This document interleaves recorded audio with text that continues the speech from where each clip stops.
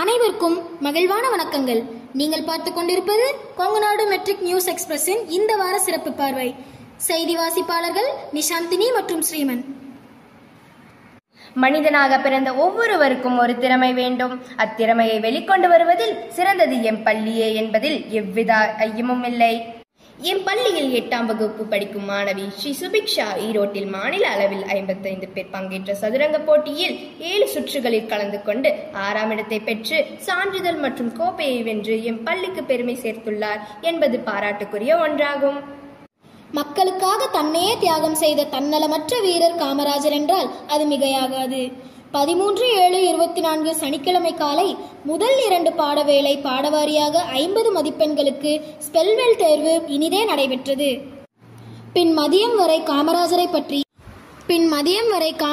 பற்றி 1ஆம் வகுப்பு முதல் 3ஆம் வகுப்பு வரை உள்ள குழந்தைகள் பேசினர். 4 மற்றும் 5ஆம் வகுப்பு குழந்தைகள் காமராஜர் செய்த செயல்களை ஓவியமாக தீட்டினர்.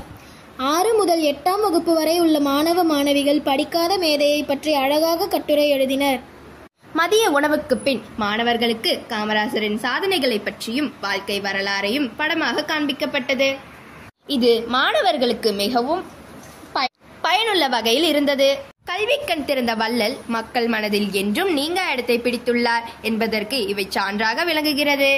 மாலை இறுதி பாட வேளையில் மாணவர்கள் அனைவரையும் அழைத்து 4 அணிகள் பிரிக்கப்பட்டு பின் கிளப் எனப்படும் சங்கம் பாடவாரியாக தமிழ், ஆங்கிலம், கணிதம், அறிவியல் மற்றும் சமூக அறிவியல் என பிரிக்கப்பட்டது. இதன் மூலம் எந்த துறையை மாணவர்கள் விரும்புகிறார்களோ அதில் அவர்களுடைய திறமையை வெளிப்படுத்த இது ஒரு நல்ல வாய்ப்பாக அமைந்துள்ளது. மேலும் எம் செய்திகளை அறிந்து கொள்ள தொடர்ந்து இணைந்திருங்கள் கொங்குநாடு மெட்ரிக் நியூஸ் எக்ஸ்பிரஸுடன். நன்றி, வணக்கம். வீடியோ பாருங்க, மறக்காம சப்ஸ்கிரைப் பண்ணுங்க.